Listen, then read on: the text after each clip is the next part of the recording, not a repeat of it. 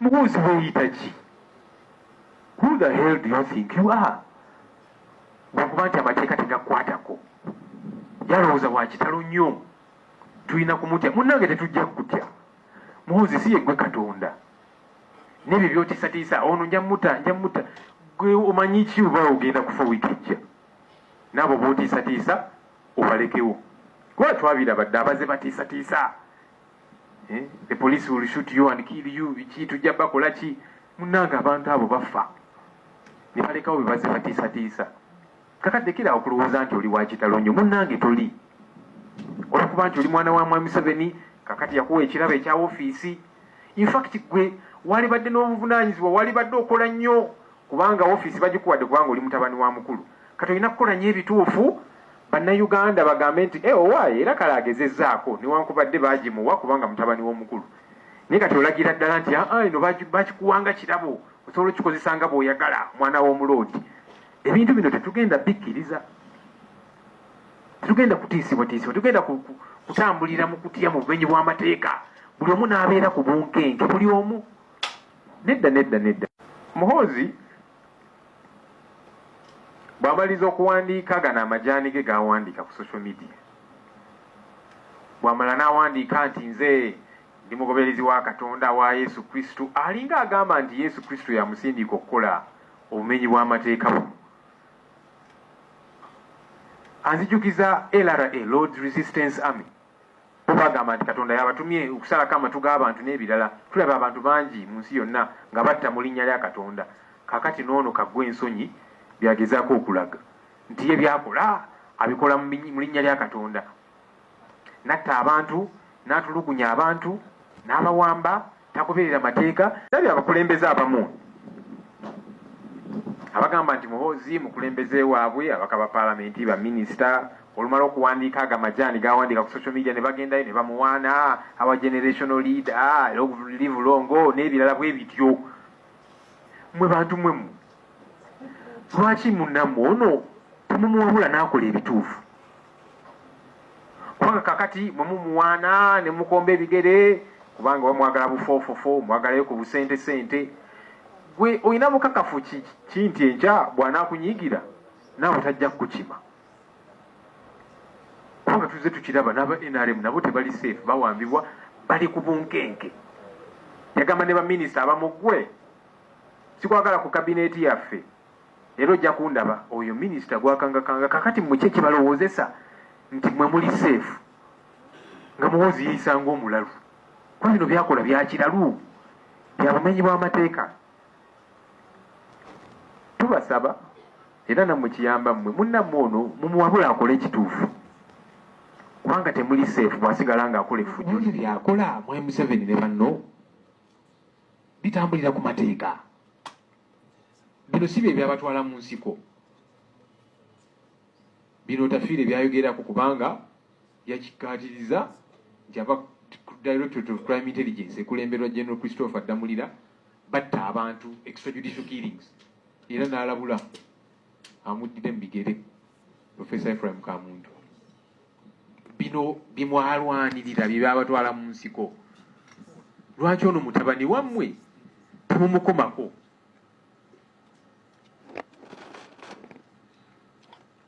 Obumenyi bw'amateeka tebukosa ffeffeka abali mu opposition. Era Baidi Mutwe n'abalala bawambibwa, abantu abamu nga tebakwatako nnyo. Awo si wa kibiina kyange oba ki? Oba oli abo alina n'omusango.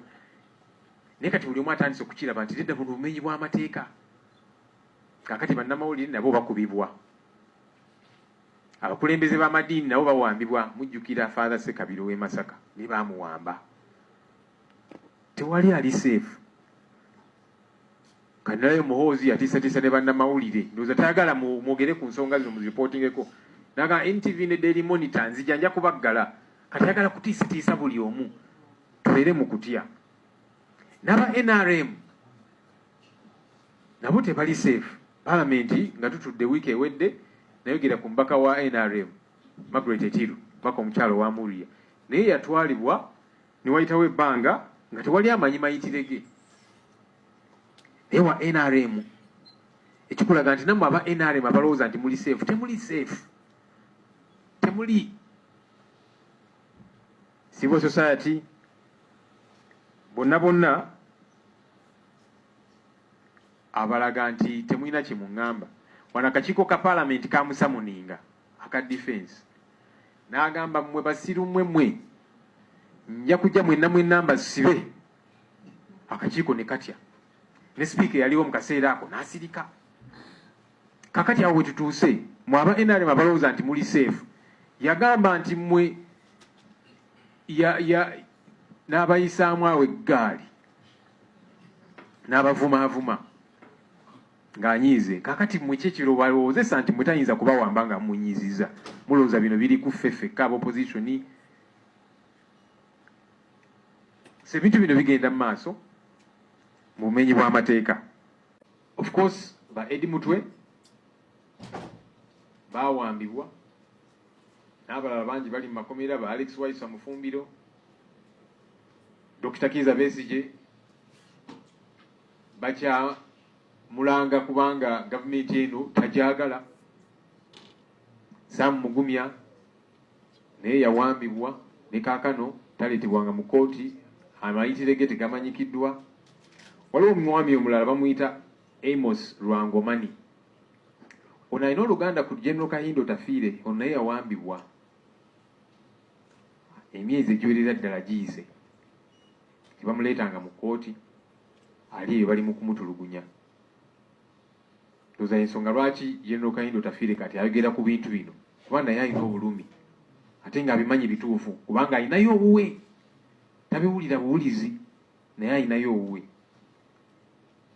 Christopher Godi abamu gwe bamanyi nga King Zare, oyo naye yawambibwa ennaku z'omwezi 21 April ne kaakano taleetebwanga mu kooti, tatwalibwanga mu kooti. Bwe twava mu kalulu ka 2026 akakaggwa, mwalaba engeri gye kayisibwamu okulembeza ekibiina kya NUP owekitiibwa Kyagulanyi ne famire ye neerumbibwa ne bayisibwa obubi. Ebintu bize bibeerawo bino.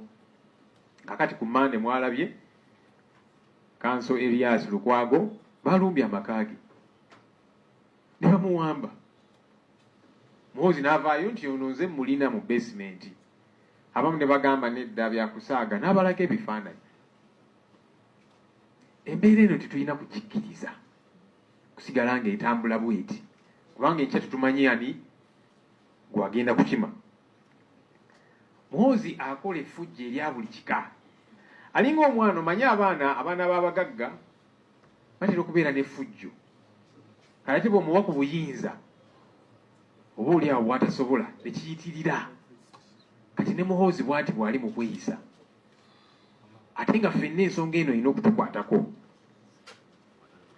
Mwai Museveni yagamba nti kino ekisanja kya buteebaka, kisanja no sleep.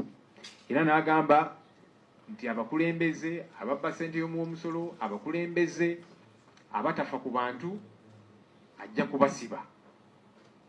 Ssebo Mwai Museveni ono mutabani wo abantu avudde ne ku ky'okuba nti tabafaako, abatulugunya, abatta. Ye kennyini akikkiriza yagamba nti tusabiri mu babiri basapota aba NUP n'abalala tujja. Ono ogenda mukolako ddi bw'oba ogamba nti eno kisanja no sleep. Twagala bumenyi bw'amateeka babba ssente y'omusolo.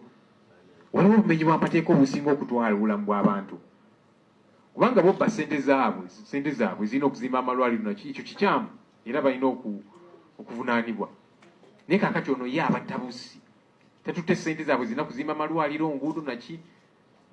Bw'abawamba n'abatulugunya n'akola effujjo erya buli kika. Ono mutabani wo yali waggulu w'amateeka. Ebitongole nga Uganda Human Rights Commission of course bisirise ku nsonga zino, oba oliawo nabyo biri mu kutya. Muhoozi bwe yawamba Eddie Mutwe, aba Uganda Human Rights Commission ne bawandiika ebbaluwa. Twabalemerako nnyo, twawandikira ebbaluwa naki ne bawandiika ebbaluwa ne bamugamba amute ate Eddie Mutwe. N'abagamba mmwe nno saagala kummanyiira nammwe nja kubakima, ne batya. Kati baabivaako. Ekyo kitongole ekiri mu ssemateeka yaffe. Tulabye